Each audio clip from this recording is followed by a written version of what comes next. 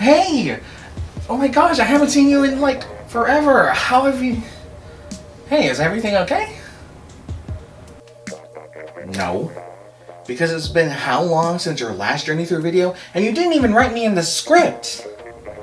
That's not true. I don't write you in other scripts. Final Fantasy games don't count. I mean... Okay, look, I'm sorry, okay? I'll make sure to write you into the next... No, I get it. You're intimidated by me. What? You heard me. Dude, we are literally the same person. Except I'm obviously better than you. In what way? We are literally the exact same person. The Nintendo Switch came out in 2017, which means that year needed games that would be seen as console sellers. Wouldn't you know it? Out came games like Legend of Zelda Breath of the Wild, ARMS, Mario Kart 8 Deluxe, Pokken Tournament DX, Super Mario Odyssey, Xenoblade Chronicles 2, Fire Emblem Warriors! Okay, so looking at the list, it actually may be more of a stretch because some of these games were just ports of Wii U games? Did you know that Breath of the Wild was also one of the last releases on the Wii U? Fire Emblem Warriors came out on the 3DS and the Switch! That's so weird, I thought it was a port. And speaking of ports, as far as I could tell, Splatoon 2 was always considered or referred to as a Splatoon port. Strange how the game is different enough for it to literally not be the same as the first, yet still have the same game modes, stores, and functions of the first game for it to seem like it is literally the same game. You know, I didn't really get it until I finally played Splatoon for the video, but yeah, now I would understand if somebody were to assume it was just a port.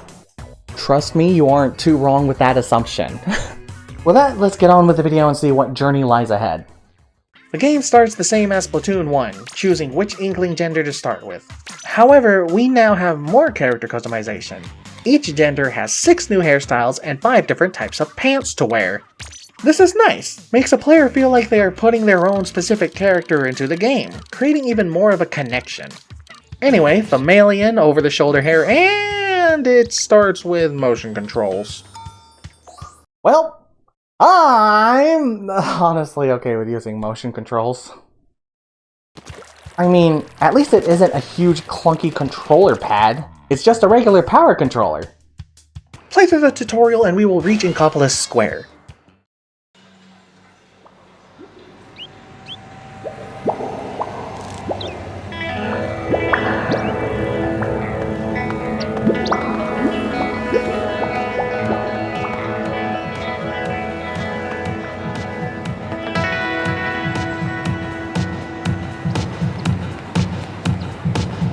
Start the game to be welcomed to Inkantation news from the first game, but the hosts of the show is now Pearl and Marina of the group Off the Hook.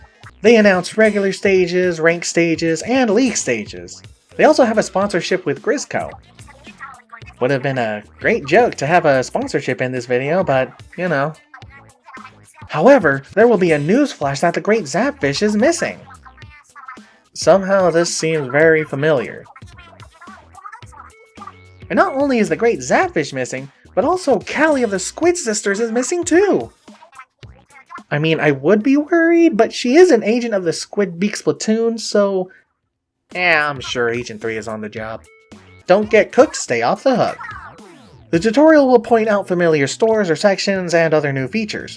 Anyway, spot a familiar face and give chase.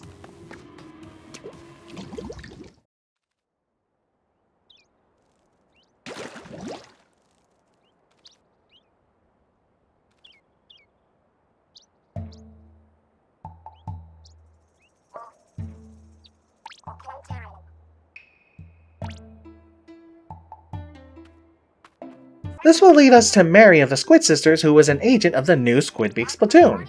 Turns out she is on the hunt for the Great Zapfish, which have been squidnapped by the Octarians. Again. She will then recruit us into the Splatoon as Agent 4. Mary will tell us to reveal the Octarian lairs by spraying it with our ink.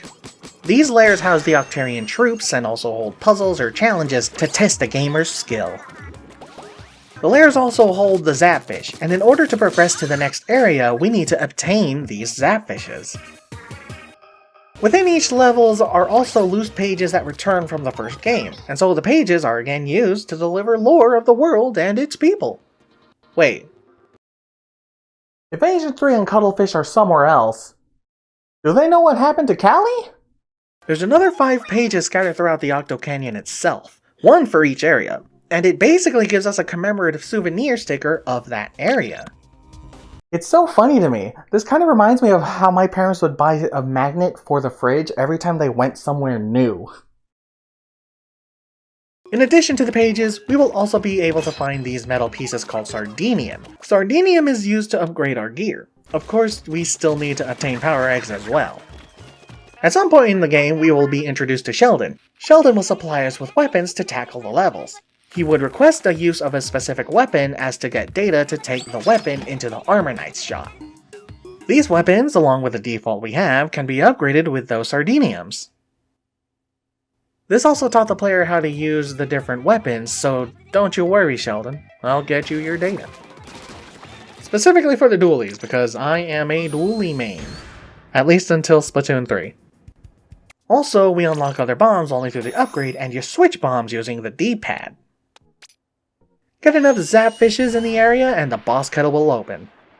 Get in, big bad, let loose, profit. The rewards for beating a boss are power eggs, a Sardinium, and the Zapfish. The new area opens up and it's time to have more fun.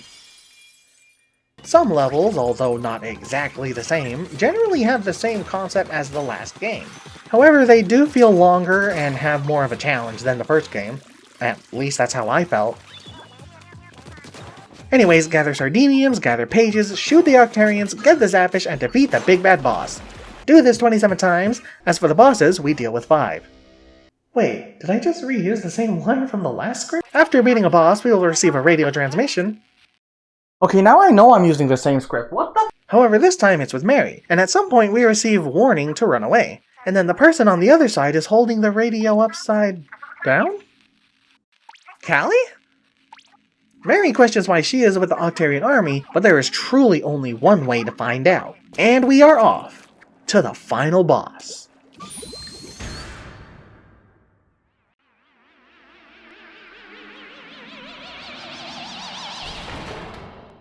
Callie, now styling in shades, is revealed to be under hypnosis by DJ Octavio himself. So the shades, although look good on her, also put the wearer under hypnosis. In this arena, we must shoot Octavio's machine fist back at him, but still be careful of his arsenal. Eventually hit Octavio and Mary will come in with a nicely aimed charge shot, knocking the hypno shades off of Callie as we continue the fight with Octavio. Beat Octavio again and Mary will reach out to Callie with a very familiar song.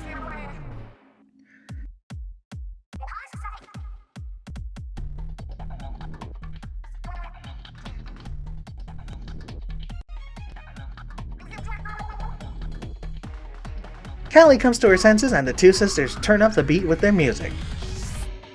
Sheldon will give us a Rainmaker which we use for the end fight to defeat Octavio. We'll take the final fight way high above the arena and grind on the rails while jumping to dodge his punches and hitting his punches to launch it back with the Rainmaker. Once down, we deal the finishing blow. The game ends with us returning to the title screen.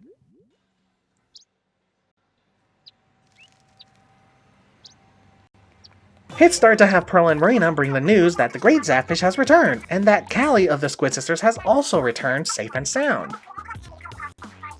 Pearl and Marina play a requested song, and the credits roll. We will obtain a replica of the hero outfit that Agent 4 wore throughout the game. And that's it. But wait! What happens if we gather enough data for Sheldon? Well, it's literally the default version of the weapon, it's just a cosmetic change. So you have the same sub-weapon and the same special from when you first unlocked it. It's just a change of color. Cool, I guess, but since it's just the same dually, just with a color change, I don't really see any reason to grind out for the other weapons. As for multiplayer, since I recorded this days before Splatoon 3 came out, there was definitely a lot of people playing. I played enough to reach level 10, that unlocks the ranked mode. I did play the salmon run, but I only played it twice and I only did it on my own time, so I don't even have recorded footage of it. Sorry. It is fun, I wouldn't mind playing it again. It's a good game mode, I just didn't play it much. One small thing that bothered me, but at the same time doesn't, is the multiplayer modes. Other game modes are locked off till you reach level 10, and in other shooters, they offer multiple game modes that you can queue up for, like in Call of Duty. So why not just let the player choose a game mode instead of blocking it behind prerequisites? However, the downfall is if there is a mode that is more popular than the other, obviously it's not being played as much. And also, this sort of rotation kind of offers something new and a change of pace. And the fact that the different game modes have their own ranking gives players incentives to play the other game modes to unlock league battles.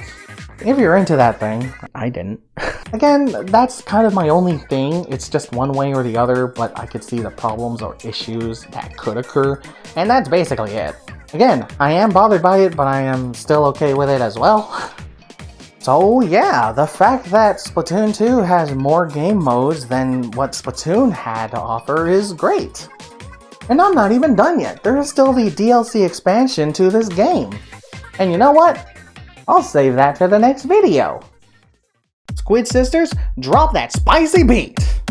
Guess what came in? And amiibos of Callie and Mary. The thing is like I'm kind of so into Splatoon now, I'm planning on ordering other amiibos. I already have another amiibo coming in tomorrow. But I'm gonna dig it. Okay, so anyways.